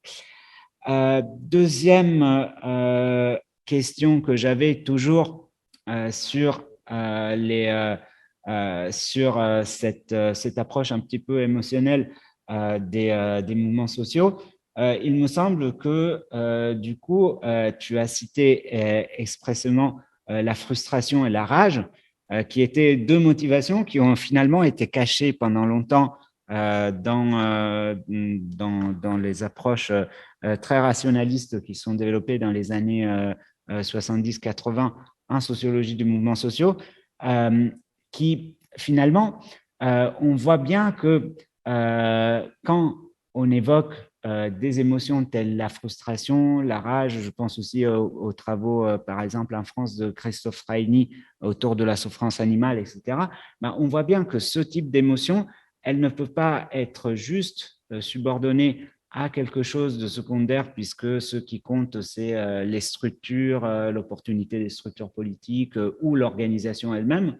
Donc ça, c'est l'approche vraiment rationaliste des mouvements sociaux qui s'est développée à partir des années 70. Et finalement, on revient à quelque chose un petit peu d'intérieur. Je pense à des travaux tels que celui de Stuttgart sur la frustration relative, etc. Donc, c'est quand même quelque chose qui m'a semblé particulièrement intéressant et particulièrement pertinent pour le contexte, dans un contexte justement où l'impact de la pandémie a produit du stress, a produit de l'isolement, etc. Et a produit sans doute des désillusions et une peur de l'avenir aussi. Et ça me semble intéressant. Lydia, si tu pouvais nous dire peut-être un petit peu plus, parce que tu as mis en parallèle des mouvements qui sont développés en 2017-2019, justement, tels que les Fridays for Future, qui sont porteurs en quelque sorte de cette angoisse de l'avenir. Donc ça me semblait un point qui serait intéressant à discuter. Ma troisième remarque, c'était plus si tu pouvais nous en dire un petit peu plus sur ce développement d'une approche mutualiste et bénévole, justement, en Italie. Est-ce que c'est traditionnel? Est-ce que ces groupes de solidarité un petit peu mutualistes, est-ce que cette forme d'auto-organisation sont quelque chose de récent, ou bien ça a existé dans des mouvements, je pense, étudiants, mais aussi dans des mouvements, dans l'histoire des mouvements sociaux, sans doute italiens, c'est bien intérieur, mais est-ce que c'est la première fois que ce type d'approche mutualiste d'entraide bénévole se développe en Italie, du moins sur la période récente que tu évoques? Quatrième remarque, c'était sur ton approche générationnelle. Tu dis que, en gros, aujourd'hui, les étudiants ont une superposition de plusieurs approches, une superposition aussi, et tu la développes un petit peu en disant qu'il y a des crises multiples, des multiples engagements, etc. Et ça, c'est quelque chose que les travaux les plus récents en sociologie des mouvements de jeunesse et des mouvements étudiants en particulier montrent bien, avec une superposition entre des conditions économiques, donc des crises systémiques finalement qui déterminent une relative paupérisation et une précarisation aussi de la condition étudiante, mais aussi des préoccupations qui sont plutôt plus récentes, du moins en Europe, qui sont celles du genre et celles de la race, telles que on l'a importé des États-Unis. Encore une fois, hein, c'est pas quelque chose. Et tu donnes l'exemple de ces mouvements LGBTQIA+, avec un exemple de pratique d'intersectionnalité. Alors, je voulais savoir si tu pouvais revenir un petit peu plus à la fois sur ce contexte pandémique et sur ce contexte aussi politique italien. Est-ce que le contexte politique actuel avec une extrême droite extrêmement forte et qui était déjà le cas pendant la pandémie a déterminé quelque chose? Voilà, est-ce qu'elle a accentué cette approche intersectionnaliste ou intersectionnelle, etc. Pour Marie, je voulais développer quelques remarques aussi et remarques questions. La première, c'était si tu pouvais nous en dire un petit peu plus finalement sur cette contrainte universitaire à l'engagement. C'est-à-dire, tu as défini l'engagement justement sous une forme, en quelque sorte, un engagement contraint par l'université avec un appel à candidature si on était déjà sécuriste volontaire ou pompier. Voilà, développer peut-être un petit peu plus cette approche que tu as évoquée très juste d'engagement un petit peu contraint par l'université. Tu as évoqué aussi à un moment donné des catégories différentes selon le genre en disant qu'il y avait un certain nombre de médiatrices, mais peut-être moins de médiateurs et étudiants et étudiantes. Voilà, je voulais savoir si tu avais quelques éléments supplémentaires. Il m'a semblé très intéressant ton approche de voir finalement que les frontières entre emploi, engagement, elles sont quand même floues et surtout dans un contexte pandémique de ce type où justement on incite à s'engager plus par le non-engagement, mais quand même si on a des compétences spécifiques, on peut mobiliser des savoirs et des savoir-faire professionnels ou même envisager l'engagement comme quelque chose d'utile pour une profession à devenir. Donc ça m'a paru extrêmement pertinent et intéressant dans ton papier. Et finalement, c'est quelque chose à la fois qui nous renvoie aux remarques de l'appel à la communication sur ces nouvelles formes d'engagement, sur la valorisation des engagements, etc., mais aussi au paradoxe, finalement, dans l'engagement, dans une lutte collective, d'une part par le non-engagement, ou si on a des compétences, éventuellement par un engagement, mais qui est rétribué financièrement. J'aurais peut-être une question juste pour conclure mon étal de marché pour toi. Est-ce que tu as dit qu'il y avait quelques profils qui avaient un rapport à la politique, mais tu ne l'as pas vraiment évoqué. Est-ce que c'est parce que c'était pas trop pertinent ou est-ce que tout simplement parce que tu as manqué un petit peu plus de temps? Et aussi sur les caractéristiques sociales, est-ce que ce rapport à la politique et ses caractéristiques sociales peuvent nous dire quelque chose ou ne sont pas du tout des variables pertinentes dans ton étude? Deuxième question, comme ça, pour poursuivre la discussion informelle qu'on a eue hier soir, cette perspective du CARE que tu évoques, finalement, cette responsabilité vis-à-vis des étudiants, il me semble que c'est un petit peu la même chose que justement dans certaines trousses avec cette forme de volonté de prendre, de dorloter un petit peu les étudiants. Alors là, tu as dit institution enveloppante, etc. Mais j'aurais bien aimé que tu développes juste, si tu peux, un petit peu cette perspective du CARE. Et est-ce que cette perspective du CARE est pertinente juste par rapport à une filière qui est celle de la santé, ou est-ce que tu as pu l'observer dans toutes les filières finalement sur l'ensemble de l'université de Nantes? Il faut que j'aille peut-être un petit peu plus vite. Pour Zweina, j'avais aussi quelques remarques et questions. D'abord, effectivement, on comprend bien que ce terme d'étudiant étranger extracommunautaire, c'est un terme quand même qui aujourd'hui est inscrit dans la loi, etc. Mais après, tu nous dis qu'il y a des distinctions entre des demandeurs d'asile, des personnes qui ont déjà leur titre de séjour quand même en France, etc.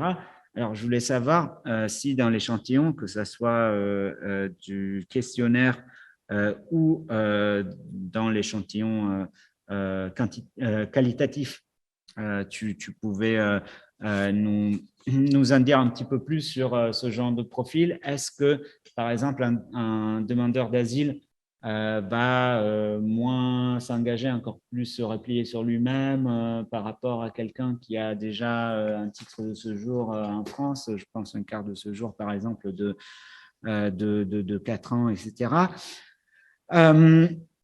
Deuxième question, c'est à un moment donné, tu évoques l'intérêt politique en disant, bon, en France, il ne faut pas trop s'exposer, et ça, on le comprend bien sur les personnes, effectivement, qui ont un titre de séjour, etc. Mais par exemple, pour les demandeurs d'asile, est-ce que c'est la même chose? Est-ce qu'ils ne sont pas vraiment intéressés à la politique dans leur pays? Ou est-ce qu'au contraire, ils sont arrivés en France pour des persécutions politiques, ce qui pourrait peut-être fragiliser un petit peu l'idée qu'il y a un moindre intérêt pour la politique de ce type d'étudiants. Peut-être ça dépend un petit peu dans le contexte. Et une dernière remarque, question, c'était sur finalement cette entraide et cette entraide communautaire. En fait, j'aurais bien aimé savoir un petit peu plus cette solidarité communautaire, si elle se développait juste au plan religieux. Si c'est quelque chose qui se développe juste au plan religieux, est-ce que la nationalité, elle est complètement exclue?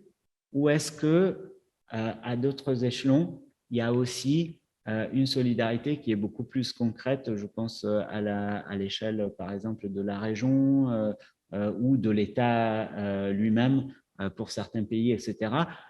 Voilà, est-ce que tu avais juste observé, tu avais évoqué, je crois, l'exemple de cette association musulmane, c'est ça qui est, mais est-ce que cela s'ajoute aussi à d'autres types de solidarité qui peuvent se développer? Je ne sais pas, je pense par exemple à des associations maliennes plutôt que des associations d'autres pays d'Afrique subsaharienne, etc.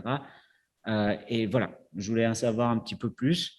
Après, j'ai été très long finalement, mais voilà, vous choisissez à quoi répondre, à quoi ne pas répondre, et laisse la parole à Français. Moi, je vais bien prendre 2 minutes pour laisser le temps.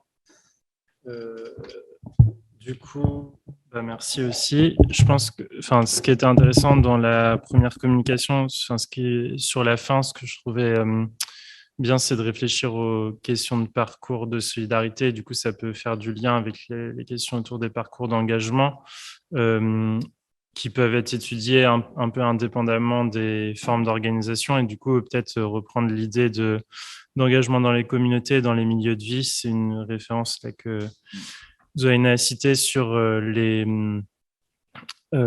engagements donc en milieu de vie, donc avec le travail d'Elisabeth Wessler, d'Isabelle Morissette et Isabelle Lacroix au Québec.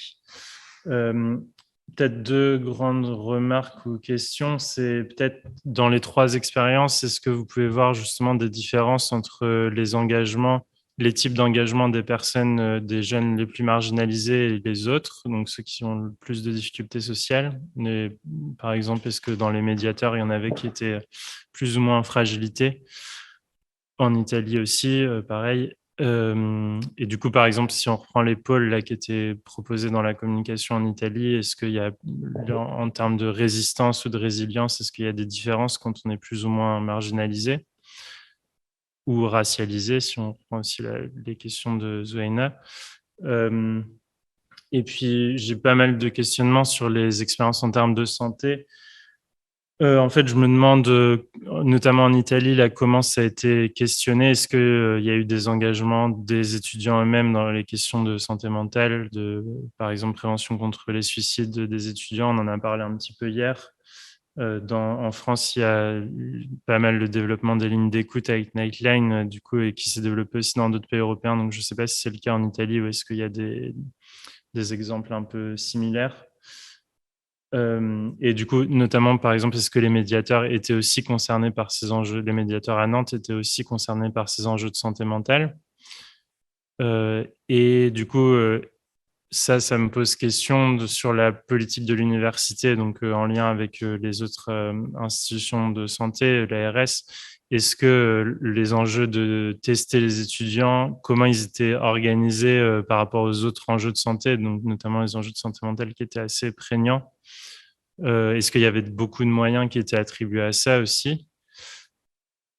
Et en termes de politique publique, je pense que c'est aussi intéressant de réfléchir à ces expériences de mobilisation de jobs étudiants dans une perspective de réflexion sur le travail bénévole. Est-ce que c'est un moyen aussi de ne pas forcément recruter plus de professionnels de santé, le travail par les pairs parfois?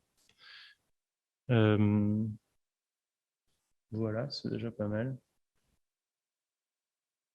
Et peut-être aussi par rapport à ce que Paolo disait au tout début, ça me refaisait penser en fait sur le fait que pendant cette période, les gens étaient amenés à rester chez eux, enfin, notamment pendant les confinements et puis les couvre-feux.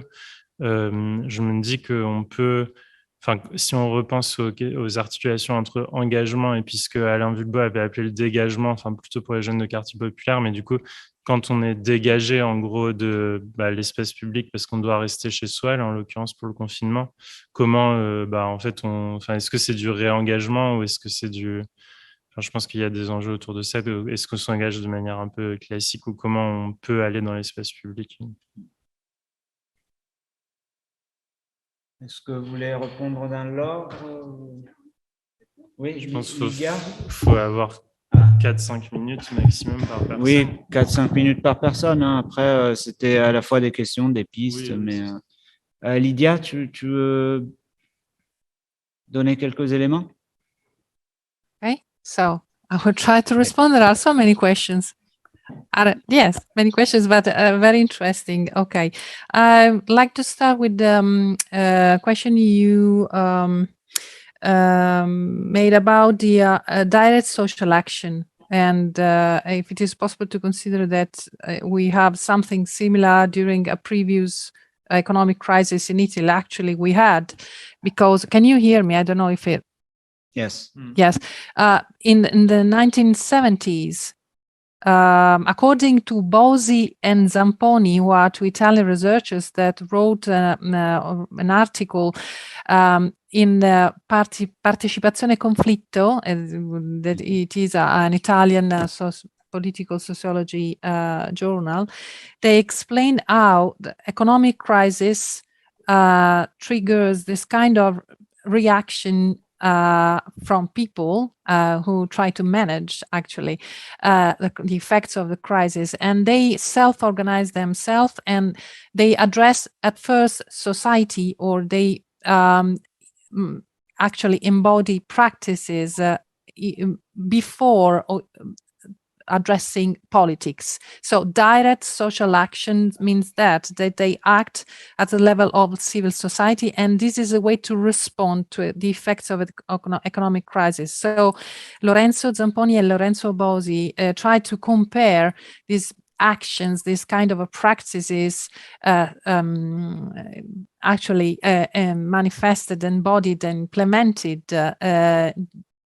over these two different historical periods. I mean, about the crisis of the 70s and the austerity policies and their effects in 2008.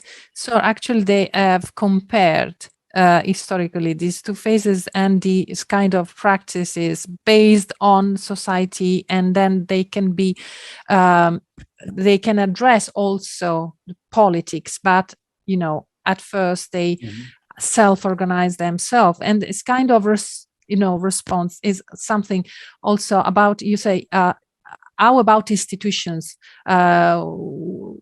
What kind of response, for instance, school institution, university institutions, that's actually a huge part of the mobilization of these student organizations, because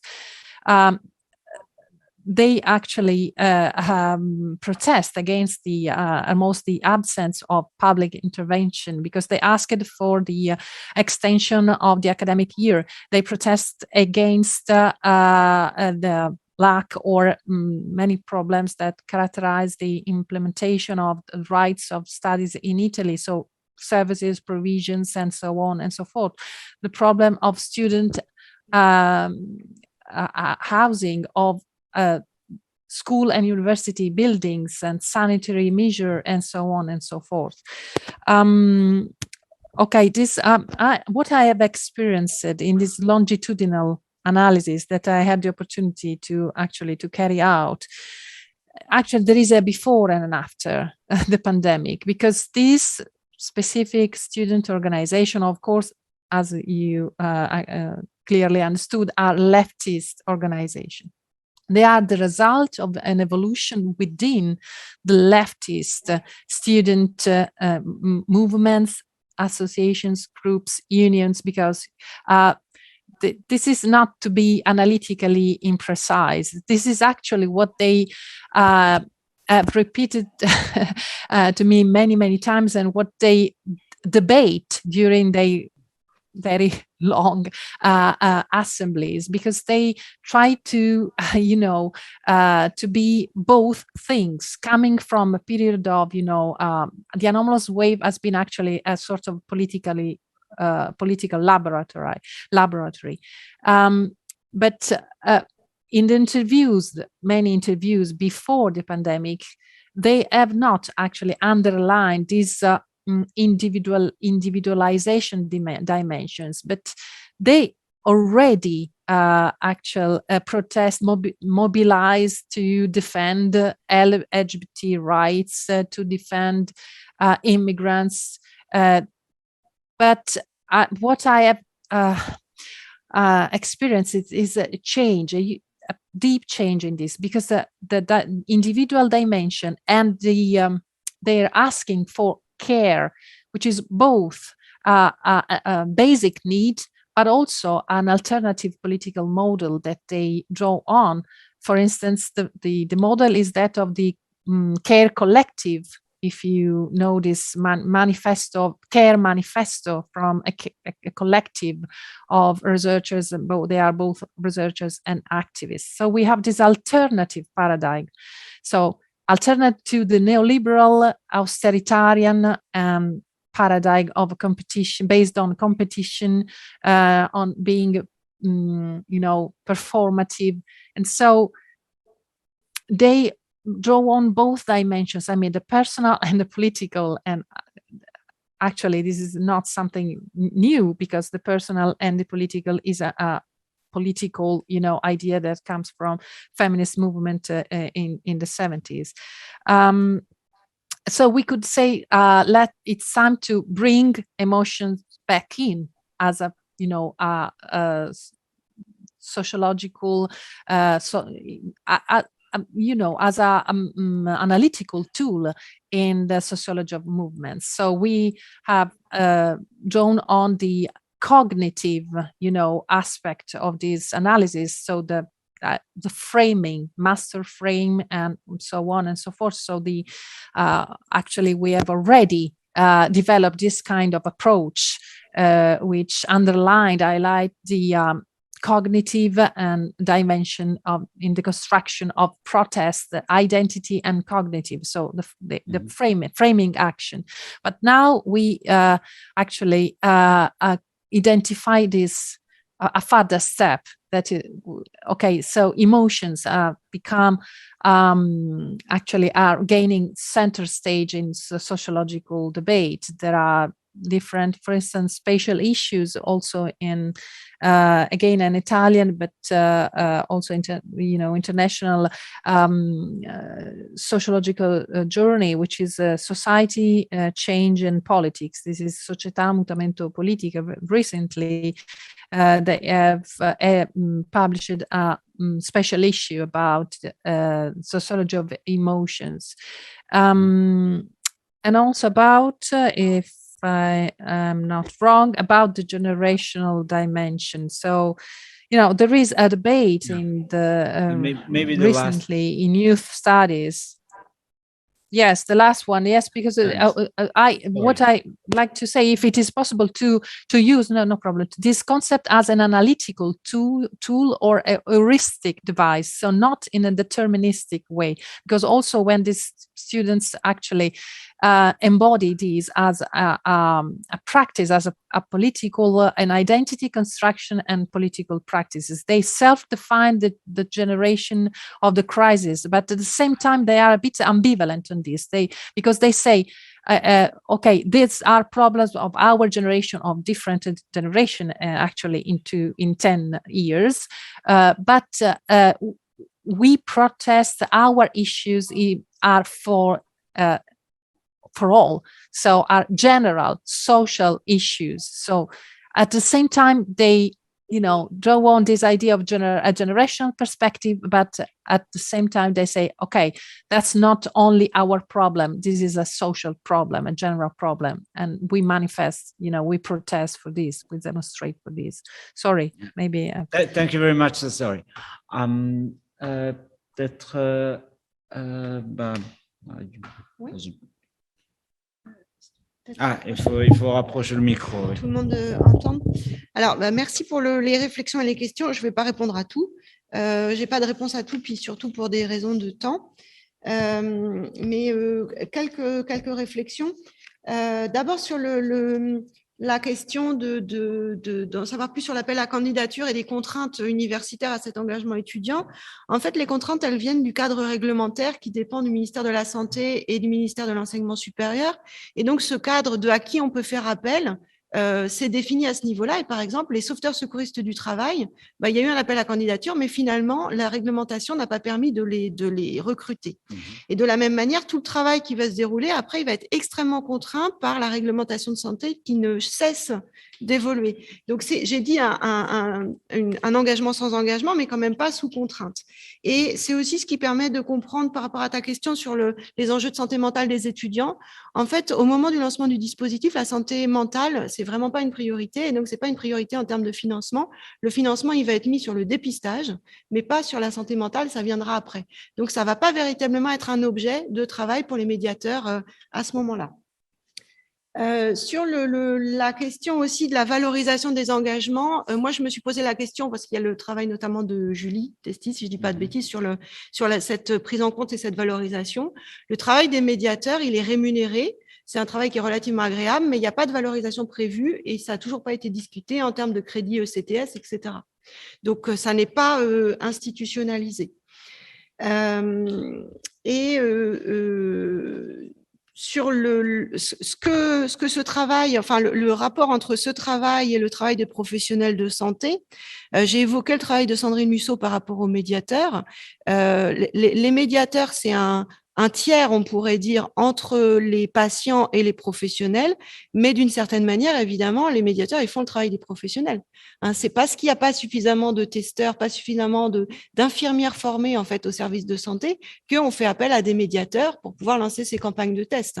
Donc, c'est vrai que c'est présenté comme un moyen de donner de l'argent aux étudiants, mais ça n'est pas que ça, évidemment. Alors, par ailleurs, moi, j'ai pu expérimenter le fait que secouriste, pour être médiateur de santé, ça ne sert à rien du tout, en fait. C'est un mode de recrutement, mais en fait, il n'y a aucun bénéfice à être secouriste, sauf s'il y a quelqu'un qui fait un malaise pendant le prélèvement, et ça arrive quasiment jamais.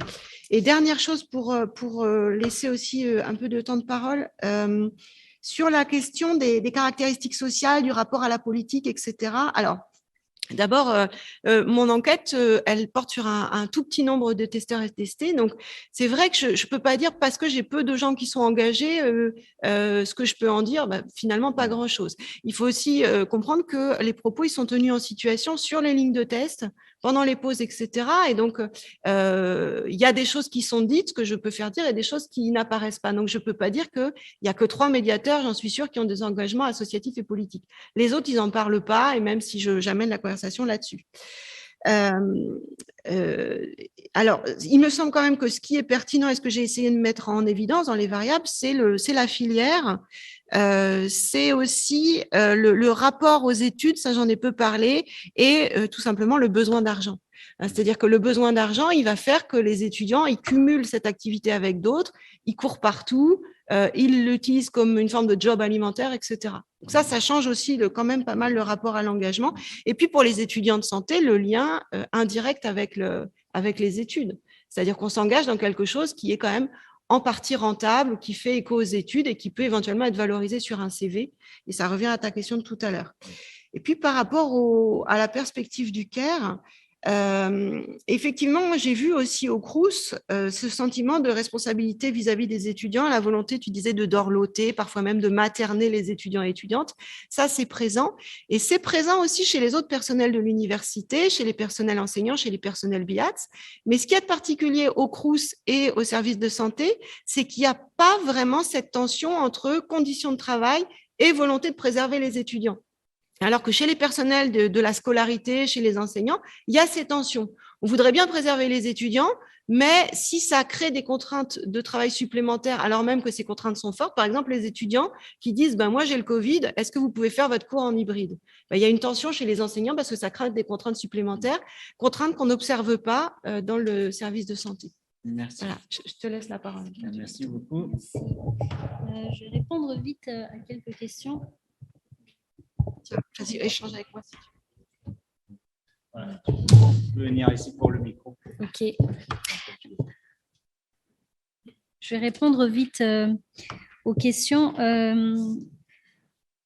Pour la question du terme d'étudiants extracommunautaires et de la distinction d'autres statuts, en fait, on peut être totalement étudiant extracommunautaire et avoir d'autres statuts.